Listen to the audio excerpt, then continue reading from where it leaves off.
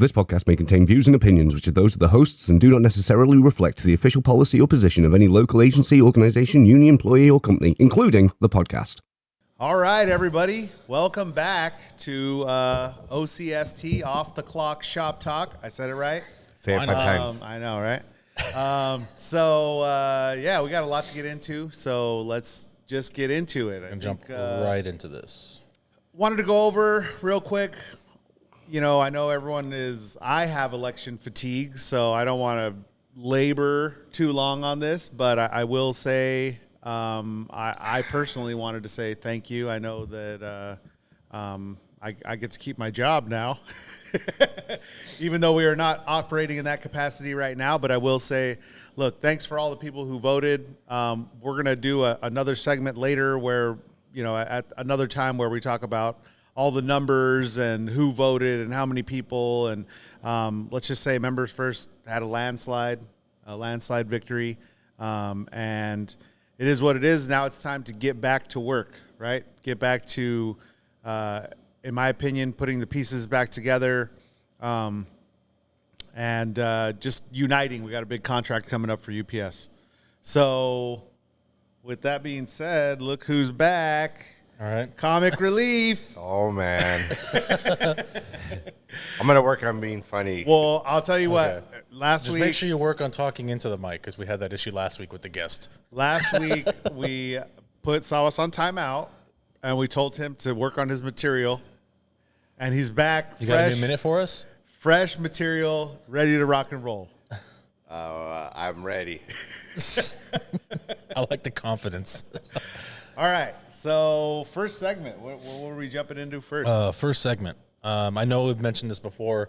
I just want to go over again Article 37, retaliations. So, just because it's been an issue just in my center as a whole, people are not filing due to fear of retaliation, and I was able to witness some retaliation in a way. So, gonna have to file on that. But it's just don't be afraid to file due to retaliation. File if they retaliate and they do some shit that's way inappropriate. We'll file on that also because they're not allowed to retaliate on you just doing your portion of the job and filing the grievance. You're that's 100%. You get that you're right. The procedure is contractual and it's necessary and it's protected, right? So we need to make sure that we are filing. Me personally, it bugs me to hear drivers say, I don't want to file because I don't want a target on my back, or I don't want this, or I don't want that. I don't want to be on the radar. Yeah, that's so annoying. It is, especially, you know, when we have that protection, right? Yeah. We're already on the radar.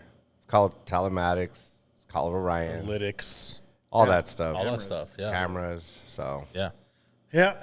So, like I said, and it's, I guess, overall theme of a lot of our shows have been lately is changing the culture. And that's, you know, on us. And we need to understand, like George said, don't be afraid.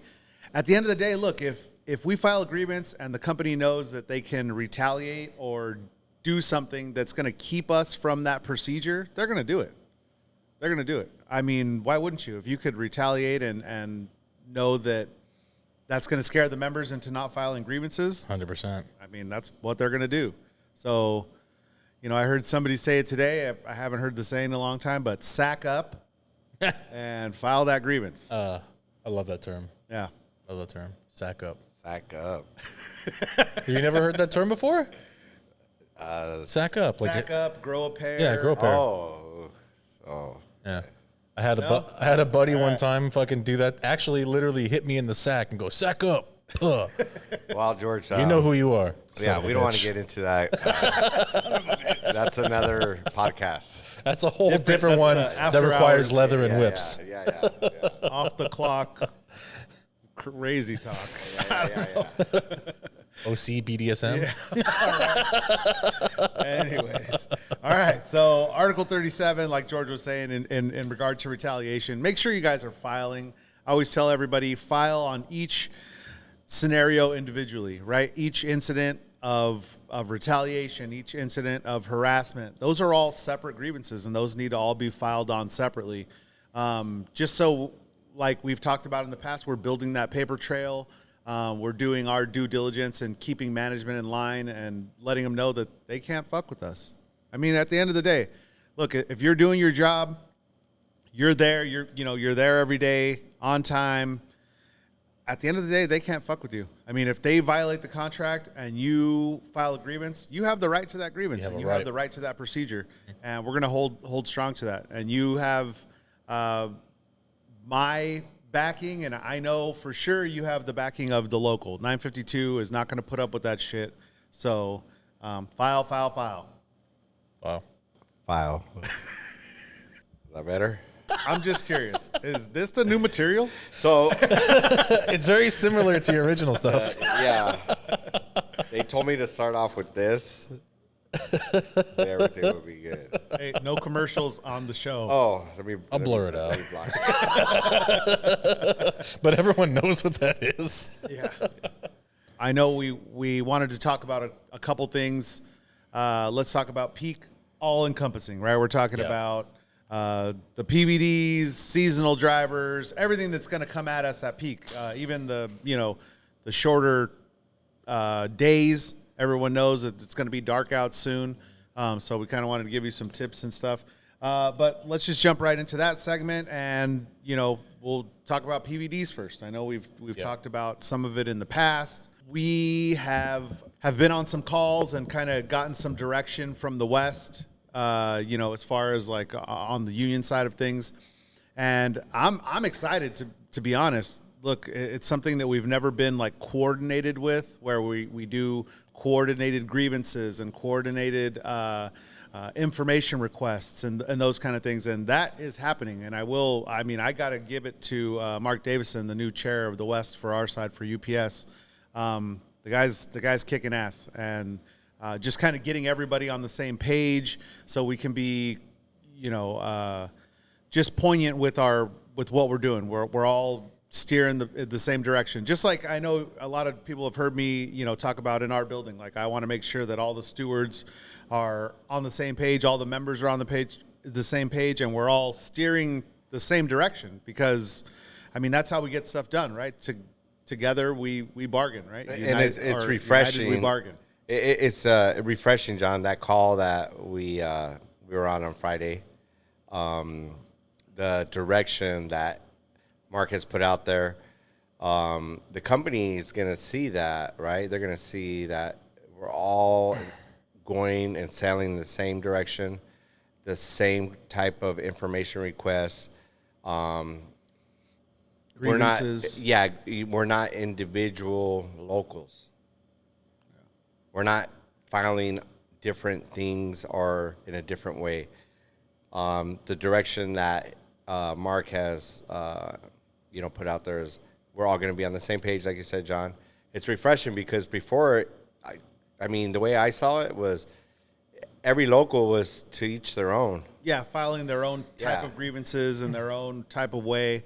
I really do feel like this route that we're taking of just being all on the same page and being coordinated, like I said, it's really going to make a bigger impact than what we've made in the past. Now, is everything going to change and be great, hunky-dory this peak? No, it's not.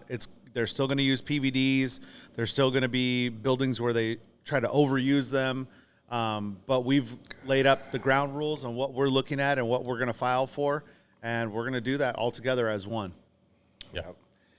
One of the things that was talked about was the hours that the company was not building the routes for the drivers in the sense of 8 hours, right? And giving the work to the PVDs. Mm-hmm. That was talked about on Friday to make sure that every route that went out there is going out there with 8 hours worth of work, and not going out with 4 hours or 5 hours and giving it all to the PVDs. And I think all our brothers and sisters out there on package need to understand that they need to do their 8 hours. We've talked about this, right? Yep.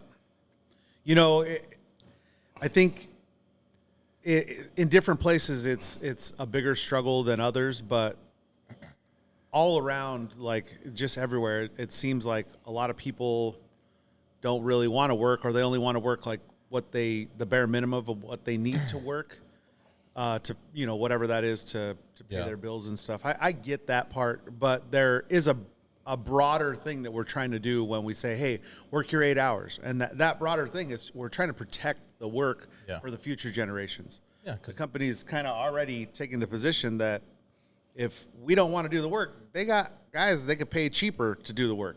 And like we talked about this last time, we are one of the few out here that have that protected language of an 8-hour guarantee. That's not everywhere. Yeah. Yeah. No, definitely have to work your 8. Otherwise, we're going to lose. We might even lose that guaranteed 8 if they don't. I mean, come on. The company is already starting to point out they don't even want to work their 8 hours. They're barely working 5, 6 hours. I mean, what's to stop them from pushing that even further? And then pretty soon we won't have full 8-hour jobs. I mean, well, that's the thing is you guys have to understand. Like in meetings now, we're hearing that a lot more. Is that why are we going to save this work or protect this work for our PCDs or protect this work for, our drivers, UPS drivers, when they don't want it? They don't really want it, or they act like, they're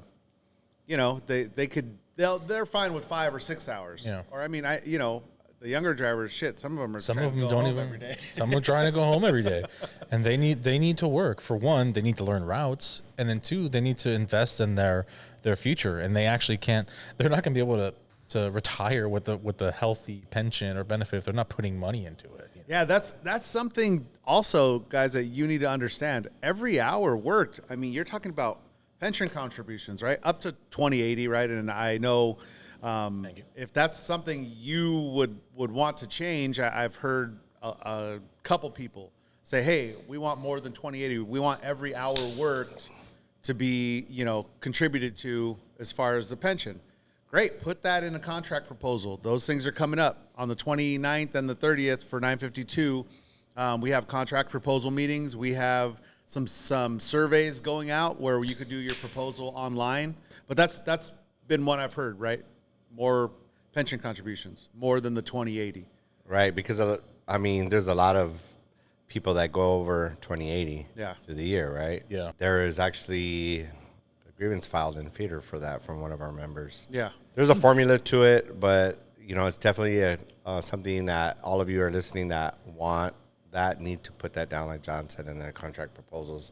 And that's one thing, too. I mean, if there's certain proposals that, a lot of people are asking for or whatever, get with those people so that, the more people that propose something, the more it's going to get looked at. While we're talking about proposal, can we just go over, because I've actually never been to a proposal meeting, so can we just talk about how that works really quick so people know what they're coming into and how to make a proposal? Wow. This goes back to what we talked about last week or the week before. A lot of this stuff members weren't aware of. They didn't come to the meetings as far as the contract proposals. And I'll be honest, I didn't even know that was really a thing. Yeah, and I've never even been to one. Yeah. A proposal meeting? Yeah. I haven't either. I'm not going to lie. Oh, wow. So we have I'll cut this whole part out then. Yeah. Yeah. Well, we got to frame it away. Well, it just kind of goes back to what I'm saying, and it's participation. And shame on me for not doing my part. Technically, shame on all of us. We didn't know. Shame on you, John. Well, it's funny because believe it or not, dude, I really did pay attention to the last contract. I was one of the people, within my center, and I'll be honest with you, I didn't think it was a good deal. So I voted no on, the 2018 contract, even though it kind of got shoved down our throats for those that did. Because 60% of the people who voted no. Voted no. Granted, they had the rule in our Constitution where not over 51% voted, so they were allowed to just basically push it forward. Which is gone, and we've already Which talked is about gone, right? So I know I got talked to by my old shop stewards in Tustin Center about telling people they were asking, why am I telling people to vote no? And I just pay attention. So that, like I said, it kind of all falls back to your participation. You need to pay attention. Like Savas was saying, last or 2 weeks ago, invest in yourself. Put that time in, and that's what he's referring to is put that time into coming to the meetings, into finding out what proposal meetings are, and we're going to have that one on the 29th and the 30th of October. It's not 2 days; you can go to either day, but we're going to have that one. Come out, see what that's like, see that process. Put your 2 cents in. This is your contract. This is my contract. So we all have a say. We all have a vote. I would exercise those rights Definitely. while you have them. And we understand that not everybody's going to be able to make it. We get it. There's the Tuesday through Saturday people that are not going to be able to make it. Okay, Well, that's why we have Sunday open. And we have the Sunday open, but this is part of what I believe why we're doing this is that the people that can't make it to the meetings, because we understand not everybody's going to be able to make it to a meeting. Yeah. Everyone's schedule's different. We get that. And I think this is part of why we wanted to do this, so that we can inform people that can't make it to the meeting all the time. This contract that's coming up, these proposal meetings, for those of you that do work Saturday, make an effort to try to come on Sunday. Let's show the company that we're all together, right? And then let's show in numbers. And the way we do that is by putting those proposals in and voting, which this last election, I know we're going to talk about this later on in the show, but we need to vote. Like I said, it's the turnout for the voting was, in my opinion, not up to par. 26% of our total members voted in the last local election, right? The one we just finished. And so that means, do the math.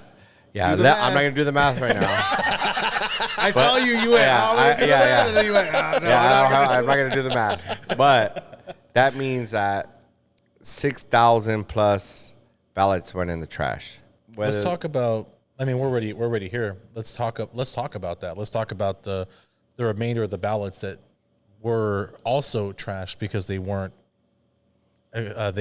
done properly. There was, viewing everything that happened this election here, there was people that crossed out the scan bar on the barcode. The barcode, right, and put it in a separate envelope. There was people, for whatever reason, decided not to vote for that particular slate and made comments on the ballot. Like, fuck these guys, right? That didn't get counted. That basically makes that ballot invalid. Exactly. It's like, because like just with the grievances, this is like a legal thing, right. Like a legal document, and they need the ballots to be filled out as such. So don't cross out the barcode. Don't add any extra bullshit. Just, turn it in, check off where you want to vote, and then that's it. So, just so you know, we talked about having this. We don't have it today because somebody said they did. Somebody said they had it and didn't bring it. But anyways, we wanted to show what the... I'm going to take a time out. I'm going to run home real quick. I'm going to go get it. So, anyways, we wanted to show the envelope. Maybe we can get a picture of it added later, but show what the envelope looks like, because a lot of people did end up throwing it in the trash thinking it was junk mail, right? But once you get the envelope, you open it up, it comes with 2 separate envelopes, a return envelope and a secret envelope, and a ballot, right? So you get your ballot, you fill it out, mark, whatever you marked on it, put it in the secret envelope, seal that, then put that secret envelope in the mailing envelope, the prepaid mailing envelope, seal that, and then put it in the mail. Now, that mailing envelope, it has your name and a barcode on it. That barcode is provided by the election company, and it's specific to you to make sure people didn't vote twice, all that stuff, right? Mm-hmm. So we had some members that crossed out that barcode, like Saba said, and, kind of tampered with that return envelope, and it voided out their vote, which we definitely don't want. And I think there was, quite a bit of contested ballots, somewhere in the ballpark of 800. That's a lot. That happened in 63 as well. Yeah, they had like 890. Yeah. looking back, this is something maybe we should address before, but we're Good job, Salas. Yeah, I know, right? I dropped the ball. But going forward, when we get our ballots to vote on this contract, okay, this is why we're bringing it up. You're going to get a ballot in the mail, Same thing. and we need to put it in the mailbox. You need to vote. And you have our word. We'll bring it in when we get it, when we vote for the next contract, and we'll show everybody what it looks like. We'll probably also take a strike vote in there. There will be a vote for strike. There's going to be a couple different things that happen. So we'll cross that bridge when we get there. But like he said, participation, making sure things are done correctly, those things are paramount. They're key. Yeah. This is something that I know for all those people who didn't get ballots, if they were to if there was a way to do like a manual thing like on the day of voting, is something I think should be implemented, because I know for some people it's incredibly hard to get it, and so for some people they didn't get it in time.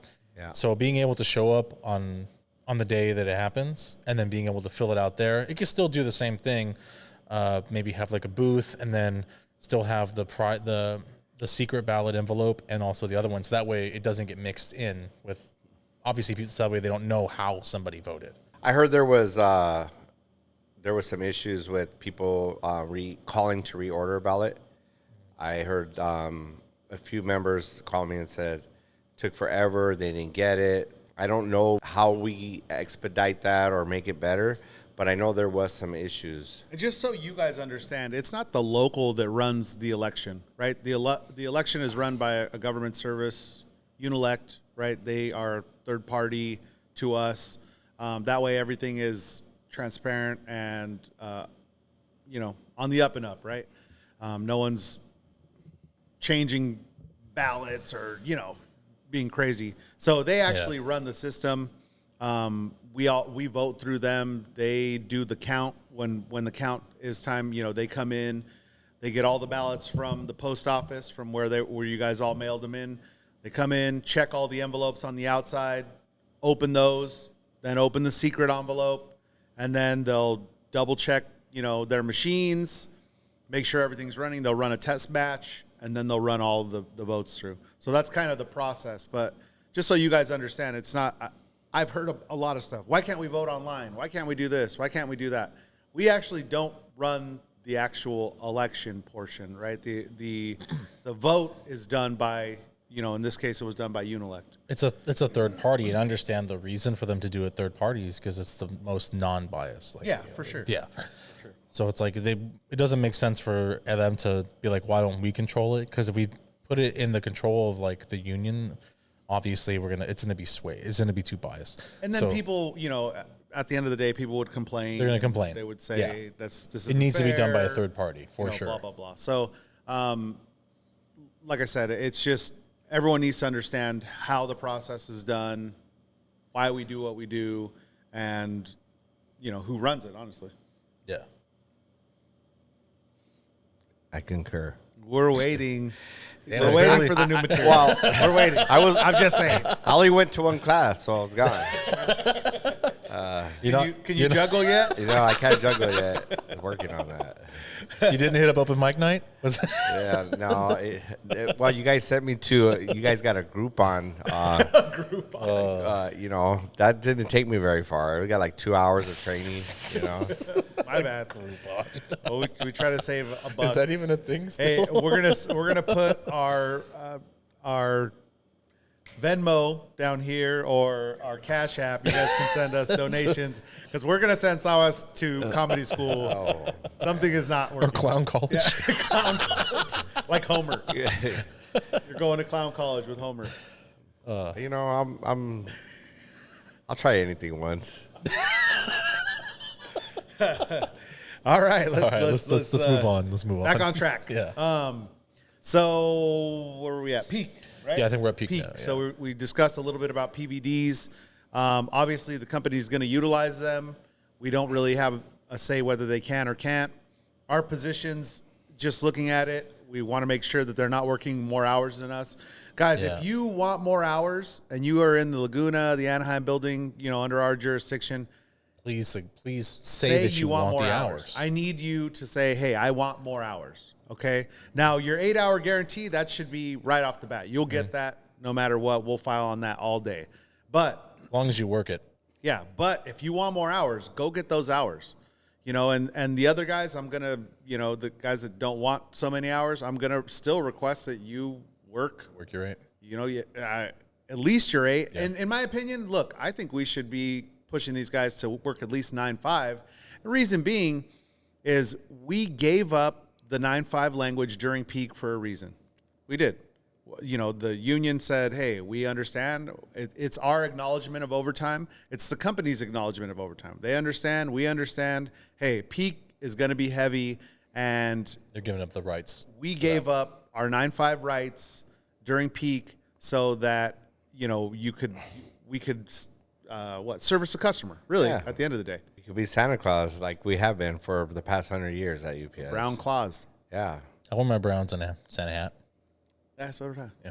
Let's talk about stuff you'll need for peak. Just like some tips and tricks. Yeah, let's do a tips and tricks segment. Tits? Tits. Tits and what? Tits and trips? Tips. Drug trips and tits? No, what wow. I don't know what the hell's going on. Wow. Tips. We're going to do a tips, not tits. Tips and tricks. Tips and tricks. Segment. Tips and tricks. All right. So tips and tricks segment for... I guess it's more like a life hack. For drivers. Yeah, life hacks. Let's just say fucking life hacks. Fuck. So life hacks for drivers, right? Just stuff that we've picked up over the years. I'm going to go ahead and say the first one I got, and I had mentioned this before off the show, but flashlight. Guys, you guys have to understand, this is your second peak, your first one, I'll give you leeway. By now you should have a flashlight. You should have had a flashlight after the first day. Have a flashlight for peak. It's going to start getting, right around the time where you start ending your pickups, 4:30, 5 o'clock, it's going to be dark. Yep. When you get back into your resi, because all you should have at that point is resi, unless you have some, a grocery store or something. But, once you get back into your resi, it's going to be dark. You need to have a flashlight. It helps finding addresses. It helps finding boxes. I've had the LED lights go out in the back of the truck. I don't know about you guys. Yeah, but I definitely have it, or in a truck where it's dim. And you might say, oh, well, my truck isn't like that. And then you come in, and all of a sudden your truck's red tagged, or they used it for something else. You got an old junker. Now you got an old junker that has a super dim light, and you can't see shit, right? Yeah, my suggestion is not just a handheld flashlight. I use a headlamp. Fits perfectly. I wear a hat at work. Fits right on the bill, so like it doesn't obstruct my view. Like because the light doesn't hit right in front of my eyes. It hits exactly where I need it to be in front of me, and wherever you turn your head, you're gonna see everything. So it's gonna help you whether you're in the back of the truck or whether you're walking up the sidewalk to get to your next stop. So I suggest headlamp. Some people really aren't into it because it looks kind of nerdy. But I mean, if it helps you see, I think that's well worth it. Could you imagine Savas too with a headlamp? It made me look really cool out there. Yeah, but you also have to think it's a hands-free light. Put hydraulics on it. It was weird. Just imagine you're carrying a 50-pound box and also trying to hold a flashlight. I mean, good luck with that. No, the headset does work. It works very well. Also, when you're out there in the dark, wear something reflective. I used to wear my tech that had a reflective vest. I personally know a member that during peak season was delivering a package, walked out in front of his truck to cross the street, right, and got hit. Sorry, I don't know why, but is this you? I personally know the guy. I personally know this member. Yeah. He's a good friend of mine. Yeah. It was cold that night. Yeah. And got hit, flew over the car. Yeah. Was rushed to the hospital. Jesus. I recovered. I came back. But this is true. This is a true story. It happened. No, I know. The person was driving a little bit too fast in the area, but that happens. They didn't see And we have to remember our uniforms aren't like light. They're colored. not. Yeah, they're dark. not. There's a couple. I mean, the badge is kind of reflective, and the badge on the back is kind of reflective. The But new they ones also, have the little reflective thing. yeah, on but it, it's not enough. You want to be completely visible. So I mean, if you have to, you wear the green vest that they give you to wear in the yard. Wear it over your outfit. And odds are it's going to be cold during peak. You're going to be wearing a jacket. Maybe find a jacket with a reflective vest on it. And they have them. You can have order them. them. They have them. Yeah. They do. You want to do as much as you can to make yourself visible because not everyone is going to be paying attention to, like you want to be as visible as possible. So if anything were to happen, like you get hit and get thrown over a car, it's like you've done your due diligence and they can't blame you for not following procedures, because they'll probably still try and blame you it was my for getting fault. hit by a car. So I was recovered physically, but never mentally. Yeah. Yeah. I'm just saying that could be a thing. They could try and give you a warning letter for getting hit by a car. I got two of them. I got two of them. I got 2 warning letters. They try to make you sign it with a cast on and everything. Yeah. They said injured no. and They one for said you're methods. still coming in, right? We need you for Saturday. Yeah, we need you for Saturday. You're still coming in. Yeah. Anyway, so next tip. This one's just a general one. Because I have this in my truck. I have a tote just full of everything that I need for my daily use, and one of them is a first aid kit.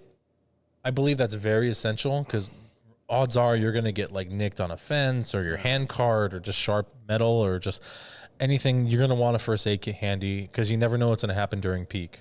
You never know, and I believe a first aid kit is definitely imperative for a driver to have on the truck. I agree. I mean, I think we've all been like had cuts and breaks. I'll tell you a little story. It's kind of disgusting, but I was at a UPS store and they were dealing with customers in there. So I was kind of trying to be quiet, but I had my mag liner. I pushed it in, right? It was closed. If you guys know the mag, it was standing up. Mm-hmm. So I needed to drop it down, right? And usually I just kick the little tab but it's loud, right? So super loud when you do it that way. I didn't want to disturb what they had going on. So I pushed the tab with my hand and kind of tried to. You did not. Open it quietly. I know where this is going. And it swung back and like right where, if you know what it is, like there's 2 poles and then there's like a little bracket. Jesus. So it pinched my finger right in that little bracket. It took my whole nail off. A nice chunk of skin out. So first aid kits help. Yeah, you know what, is John? there else? That compared to getting hit by a car is fucking. It's not. Yeah. Okay. Yeah, I can't even believe you brought that up. Right? Wow. Hey, the new material is here, guys. I love it. But yeah, to his point, I don't think the first aid kit was going to help with him getting hit by a car. Yeah. I don't think it was going to help.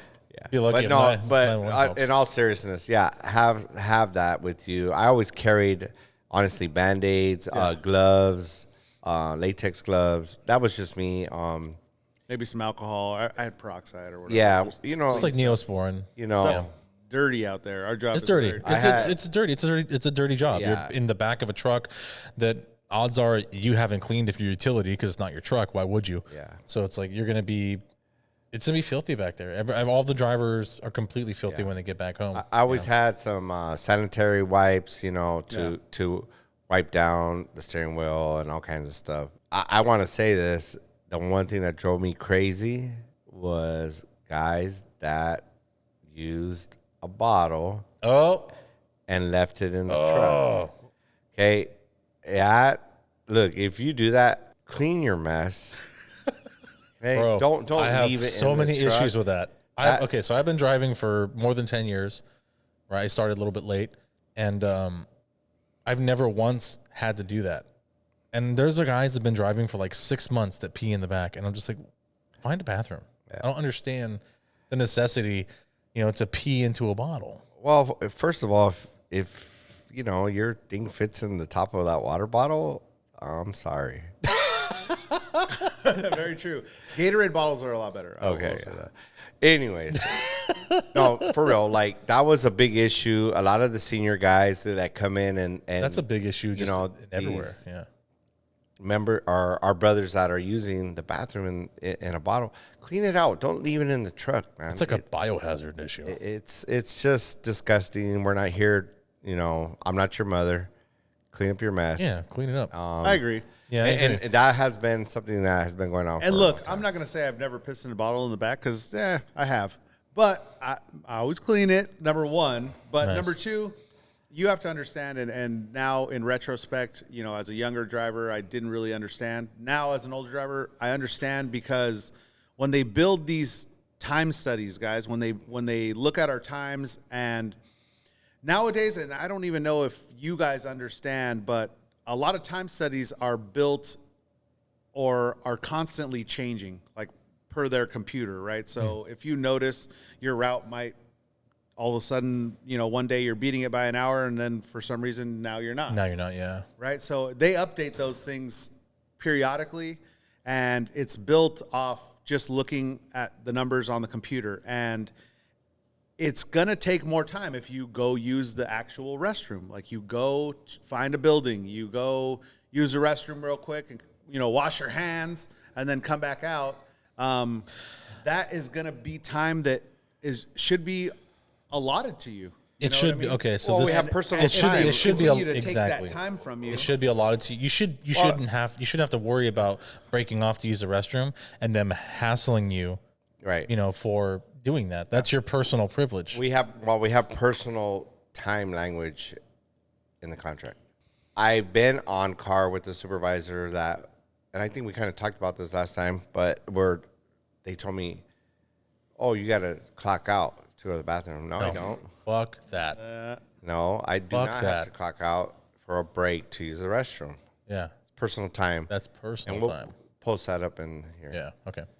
And I mean, just so you know, if you guys are on a ride, I'll kind of incorporate this. If you guys are on a ride, you need to be doing everything that you do normally. Normally, Okay, so don't work special for the drive for personally, them. I was a morning shit guy, right? You gotta go.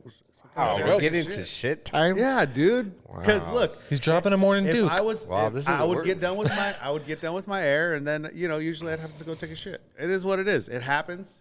We're people. We got Everybody to use does the it. restroom, right? Everybody does it. So when I was on a ride, I would make sure that I did that. And I know drivers that wouldn't. They wouldn't There are go. some drivers They that wouldn't do go that, yeah. use the restroom.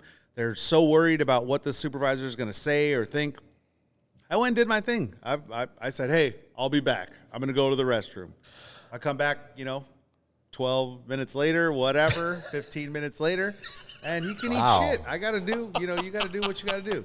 Like, You need I- some, no, you I need agree. some fiber in your life, bro. I agree though. Like that, you shouldn't be changing your daily routine on like one of those safety rides or OJS rides because they're trying to observe how you work your day normally, not how when a supervisor's on car and you're trying to, beat the time and whatnot. and to my defense, I am not one of those drivers, or I wasn't one of those drivers who wanted to get off early. So I'm working, 10, 12, 14 hours if I could. So give me a little grace here, okay? No, for sure. But Use the restroom. You got to use the restroom. No, I that's one thing that I completely agree on though. When drivers go out with supervisors, they try and work a little bit faster because for one, the supervisor wants to get in, not their option. And then two, the driver wants to like not get in trouble because the supervisor's on car.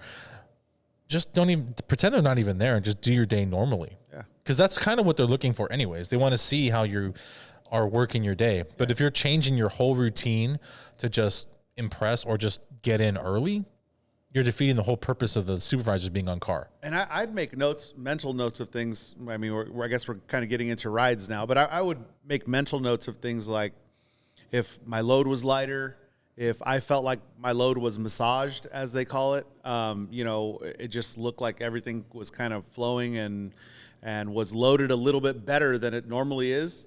They do that. They'll come in and make sure I got a ride on this car today, so I'm going to take 15 stops off, and I'm going to make sure it's fucking you don't let them do that. Stop. So those are things that I would take notes of, and I would definitely mention them if they said, hey, usually you take this long, but on the ride you took this long. And I'm like, yeah, you lined up my truck stop for stop. Of course. Like it was, everything kind of flowed a little bit better that day. If you want to pay me to start early and load my truck every day, I guess. Yeah, I've seen that happen, and Seen that happen. I actually seen on the other side of that word. I don't want to know what you're seeing, dude. That supervisor. Well, I saw the light when I got hit by the car, but that's a whole other story. But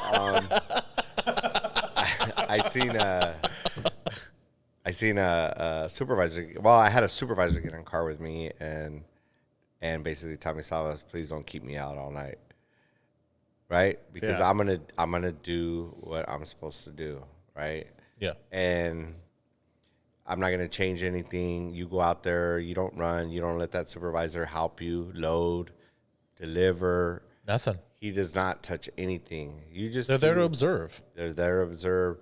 You know, if he's standing behind you and wants you to walk faster, you turn around and say, "Hey, you need to back up a little bit." Slow your roll, buddy. Yeah, Exactly. You know, brisk walk is what it is, right? And I know this sounds stupid, but we've had these issues where now we're asking the company, okay, well, tell us in detail, because guys are getting warning letters for not walking. That's ridiculous. Like not walking at a briskly certain pace or whatever it is. They're walking at a pace that's comfortable So, for them. I mean, these are warning letters that guys are getting. Like, Frivolous. That's stupid. ridiculous. That can so be contested though. As somebody I know like to say, preposterous. This is preposterous. This is preposterous. This is preposterous. You know who you are. Yeah, you know who you are. Anyways, so I guess that kind of somewhat That wraps that up. concludes our life hacks. Life hacks. Life hacks for peak. We changed it twice, 3 times. Yeah. So that kind of ends that segment, but just rolling right along. We did want to get into feeder stuff. Oh, feeder stuff. Shit. Wow. There we go. It's All gonna be right. it's gonna be Longer segment, guys, but let's dig into it. It's a little meaty. We wanted to have one of the stewards on, and we will eventually to kind of give their perspective on things. I'll just say, look, in our 9 to 5, it's never 9 to 5, but in our jobs, Savas is the feeder business agent, so he's and I help him with that. I will just say this, and I know that the company and our members see the hard work that you've put into it and everything that's going on, but the growth within our feeder department is kind of unprecedented, and at the speed that it's grown. Right? We got a lot more sleeper runs. We got some waiting. We have a lot of retirements going on. So some new things have happened for 952 within the feeder department at UPS, and those things are 22 4s have actually gone to feeder, which never has happened before. We have requested, hey, can you guys take the cover drivers if you guys can't staff, or take the part-timers? The company doesn't want to do that right now. Their argument is that we have a low success rate right now with the drivers coming in. Why would we allow people that are going to have a lower success rate come in? I don't necessarily agree with that. Yeah, it's kind of an ass backwards argument. I don't necessarily agree with that, and we're doing our due diligence to combat that and to move in a different direction. But what are the possibilities? What has happened? I'll let Savas explain a little bit, but what has happened in the past that's kind of gotten us to where we're at now? So I could tell you this from last year, talking with the stewards and feeder, came into feeder as a business agent last November, okay? And the first thing that they said is we need to do an orientation. That was already in our work rules, but was never implemented or never done. Reason being is to let the members that are interested in coming to feeder what they're getting themselves into, because it's a life changer, right? It's a family life changer. So, we dug in and we have put on from January up until now 9 orientations where we bring them in, we ask them to bring their significant other in and explain to them what they're getting themselves into. that was a great plus that we did for that. They do it in other locals. You put in a lot of work to that. I mean, I'll just say it. It's a lot to coordinate and to get the guys in, and you know, it's just a lot to handle. But you put in a lot of work for it. Yeah, and the stewards, I gotta give it to the stewards. You know, they come in here and they do it on their own time. And we've had wives come here, the stewards' wives come here. Stewards and safety guys. The safety guys. Coming from Anaheim and our jurisdiction in Laguna, like I said, coming in, it was 25 years to go feeder, right?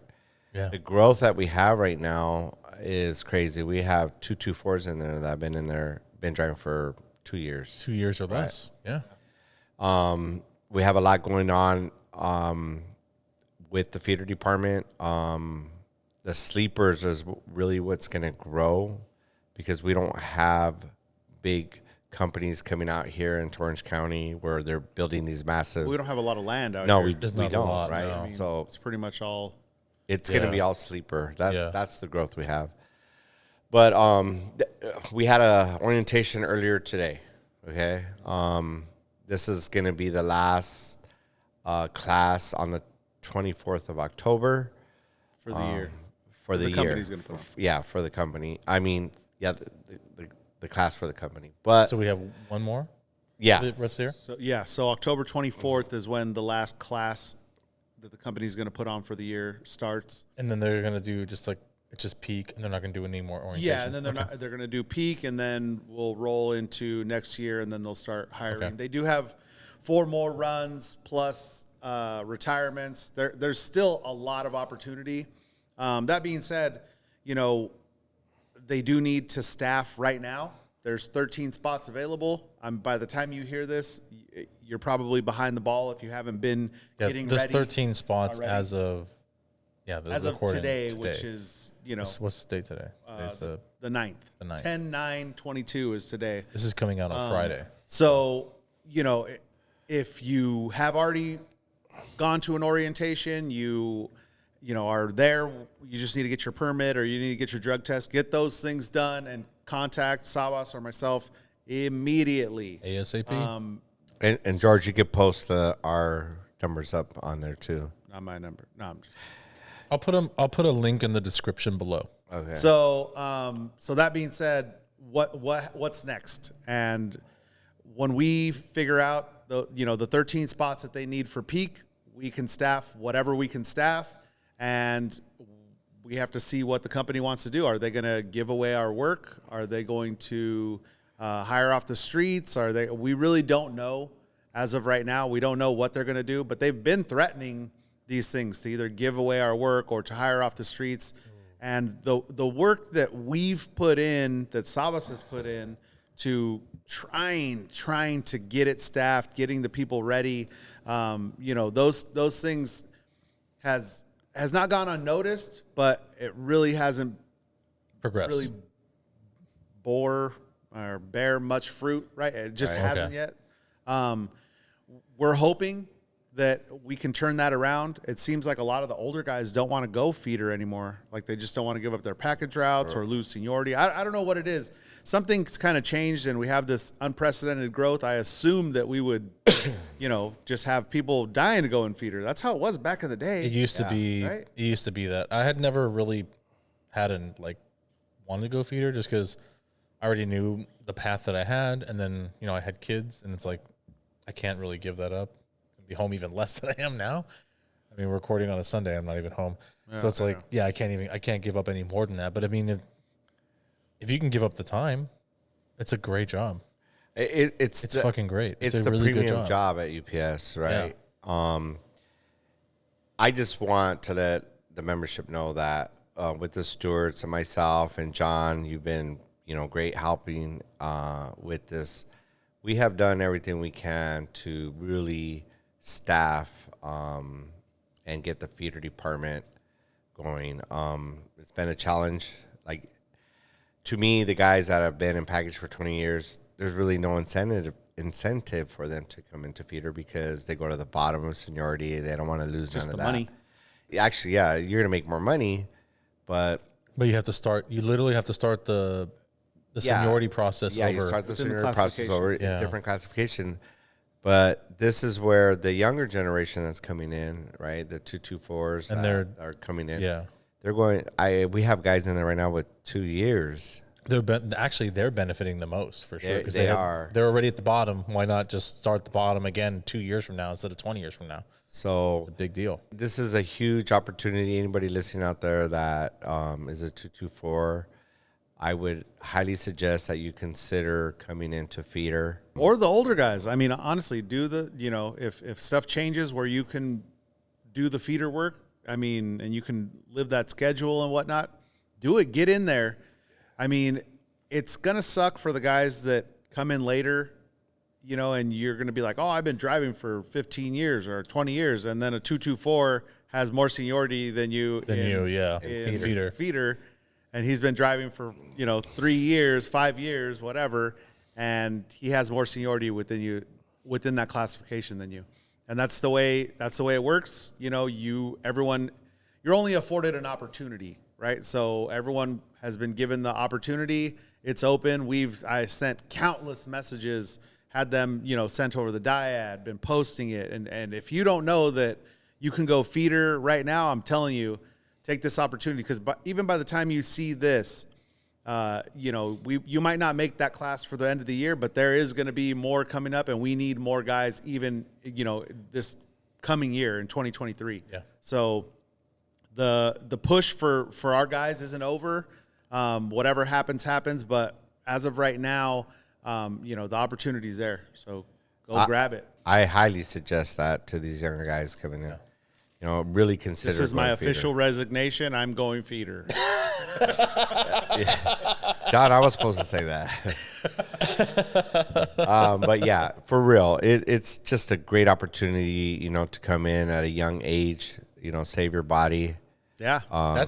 That is definitely something that does appeal, is saving your body. Like all you literally gotta do is get from point A to point B, and then you don't have to lift a package that whole time. It's fucking amazing. It's a great opportunity. It's a great I opportunity. hope anybody that's listening that is on the fence. Earlier we had our last orientation, but come next year, the first one we put on, think about it, talk to your family, talk to your wife, talk to your significant other, come to the orientation and really think about coming in. It's a great opportunity for these guys, young guys coming in. We got some young guys right now that are 24, 25 years old that are in feeder already. That's great. That's crazy. That's a great way to start your It's career. like 63. Yeah, it's a great way to start your career. 30 years ago, I should have done this, but it wasn't afforded to me then. Yeah, we weren't afforded. I wasn't afforded the opportunity till I think I was at 18 years or something. And I got to correct, that wasn't 30 years ago. It was 20 plus years ago. Right before coming into the local, I got called, and it was 21 and a half years that they called me to go to feeder. Yeah. And it was a decision that was kind of, I wanted to go because that's what I looked forward to. But once again, I was like, do I want to go to the bottom? Do I want to not? It's a tough decision. It's not It easy. is. It's not a simple decision. It's not. Especially when you're, whatever. I know it's funny. I don't know, for those of you guys that understand, everyone wants to be on the left side of that seniority list, right? Once you get to the left side, you're like, oh shit, You're I'm like, on the hell left side, yeah. I'm moving up. You got a bunch of people under you, and you got some seniority you can bid on, get whatever route. But you also have to want, think on the other side that, like, this is literally like a life-changing opportunity. Yeah. Like, just imagine, like, if you're, I don't know, a 22-4 driver who's not really making much and you get offered a chance to go feeder, that's life-changing, because now you're literally more than doubling your salary. You don't have to start at the bottom, but you're at the bottom anyways, so who cares? Yeah. And you're going to finish off that 4-year progression, the 22 Really fours, right? quick. Yeah. So if you come in and you're at 2 years, you don't start over. Okay, you're going to stay at that, wherever you're at the 2 years into your 4-year progression. Man, I wish this would happen for us. I yeah. I can't stress this enough. Like, this is just a great opportunity for our members here in Local 952 to be able to come feed her right now. It's just crazy. So, like I said, if anybody's out there that's considering it, please come to the next one next year. We're going to start off and have our first one probably in January. End of January. End of February. January. So come in, think about it. It's a great opportunity. It's a premium job of UPS, like I said. It really is. So Definitely highly sought after. That's why the list was so huge. That's why they said, like, when I started, it was 20 years to get in. It was 7 years to become a driver, 20 to go feeder. Last segment, we kind of wanted to touch on the comments, right? We do appreciate comments. We do look at them. Positive or negative, go for it. Go fuck yourself. I mean, God damn, dude, no. Sorry. Positive or negative, comment. Positive or negative comment. We appreciate you. We really do. We take a look at them, and you know, later on, we might get to the point where we actually do a segment on comments. If we get more comments, so please comment. Yeah. We'll make a whole we'll dedicate the last 10 minutes of the show to just doing maybe we'll do addressing live comments. comments. well, isn't this why you guys sent me away to Clown College? Yeah, because Clown College, so you can go somebody filter said out it the was comments. dry out there. So. Yeah. But we do read the comments, and we check it out. Like I said, we will address things that we feel like need addressing right now, and we're looking, we're watching. Definitely watching. So I know there was some comments that Sabas wanted to address, so why don't you bring that up? And then one of the things there was a comment about safety, and you and I, John, talked about it. There was a comment that was made about safety mats up on the grading. What I would suggest is get with your co-chair and talk to him about it. Now, somebody had said that there was something contractual about having mats on a grading. I hear you, and I want to look into that. Please get with your co-chair. I'd say that's really the suggestion. We have our avenues that we do things through. You as a member, anybody can go to the safety committee and say, hey, this is my concern. And those concerns are all logged. They're all, we keep track of all that stuff. If it's something that is contractual or isn't, but it's a safety issue, we address those things in the safety meetings. We have meetings about it. We talk about them. We'll definitely bring up that concern in the next safety meeting. But you should know who your safety co-chairs are. sure. You should know who your safety team is. And those are part of the things that you need to do as a member. You should know who your stewards are.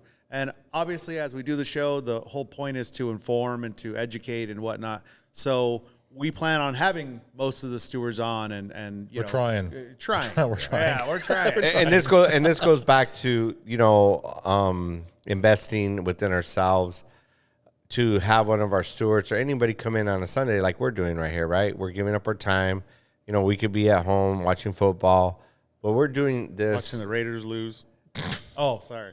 Oh, fuck. But if we welcome anybody, whether a member, a steward, to come on and spend a little time and sit down and talk about the concerns. Like, we're doing this, and I'm happy that we're doing this, but it is a sacrifice, right? But the three of us, I believe, care about what's going on, and this is why you guys started this, and I'm just happy to be part of this. Yeah, I mean, obviously you've had too much to drink, but I mean, Yeah. we're talking about informing the members. The whole Right. thing is about just informing the members. We want everyone to be on the same page. We want everyone to know their rights, and that's literally the whole reason we started this show. Is we want everyone to be informed. This is not a political show. This is about just informing the members. Right. About what's currently happening, and then just our concerns, just as members. I just We're want to off the clock. Talking shop. Yeah, off the clock, talking shop. Yep. Say it 5 times, John. He's gonna get you to try it. He's gonna get you to do it. So I just want to say, this coming Tuesday, I know this is gonna air after the fact, but for the part timers, show up, to the meetings on Tuesday. I follow suit with John that started the Teamster Tuesday for the full-timers, package drivers. The part-timers that are listening, please show up, get involved. That's the first step. Come to the meeting. And ask if you guys have questions you want answered. Definitely ask. I know, ask, right? Definitely ask. We have topics. I know, like I said, we do read the comments and we would take stuff. We're not going to let anybody dictate the way the show goes, right? But at We the will same address time, some comments. We will address some comments, and we'll take into consideration your thoughts and constructive criticisms. Like I said earlier, if you're just out there talking shit, then fuck off. But Wow, that Jesus being said, Christ. Well, what? I'm just saying the guy said it was dry. Oh yeah. Oh my God. Chill out. So with that said, let me refresh myself. You're Wow. You're not dry. I'm not dry no more. Well, I will say for the part-time, as the BA for the part-time, we will do a Thursday, Teamster Thursday for the Twilight, and also either a Teamster Tuesday or Wednesday for the preload. I'm trying to coordinate right now to hit all of the sorts. Be patient. I've talked to you guys. It's going to happen. For the part-timers, we will do that. I'll be there. Yeah, okay. John will be there. And if anybody wants to call John after 12 p.m., that is fine. Don't call me, call 12 John. 12 a.m.? Oh, yeah, 12 a.m. Wow. I appreciate you guys. Thanks for having me on a Sunday. Yeah, thanks for giving up your time to do this. You don't have to say that every week. You're like a standing. Yeah. Am I? I thought I got Not banned even really a last week. standing You're guest. not a You're, guest. you're kind You're of a part of the show. So You're just comic relief on the show. no, he's a part of the show, not just comic relief. The literal release part of the valve. show. I'm gonna work on You're a that. valve. I'm just gonna call you the Valve. Oh, Savas the Valve. The Valve? Is that his wrestling name? Savas the Valve. Please report to the DJ booth. Please report to the DJ booth. Please report to the DJ booth. I just want to. I want to say that I appreciate all my stewards out there, my part-time steward, too. and I both said buildings. My part-time stewards, Laguna and Anaheim. You guys do a tremendous job. I appreciate you. You guys are the eyes and ears, and I wouldn't be able to do my job without you guys. And I thank you guys for that very much. And we're going to continue to learn together and grow. And I'm very appreciative of you guys very much. I'm gonna do an open invitation for any of the stewards or possibly some of the part-timers or full-timers that want to come on and just voice their concerns. Just hit us up in the comments or hit us up in the contacts below. They're going to be in the description. If you guys want to come on, just like voice your opinion, let us know. We can probably work a segment in with you guys. Just, we can do like some rotating guests. So feel free to hit us up. And then if you want to voice your concerns on the show email, we can do that too. You can voice yourself in the email. So just want to put that out there. Thank you for watching Off the Clock Shop Talk. You can email us at ocst.000@gmail.com. I'm working on getting us some social media. We don't have any at the moment. You can view us on YouTube. We're going to be on Spotify, Steam, and Podbean very soon. Currently, we're going to be on YouTube. So if there's any other comments or anything, please like, comment, subscribe. Smash that like button. Definitely hit the subscribe. It's a very little for you, but it does a ton for us. We're trying to get more members involved. So hit us up. Thank you.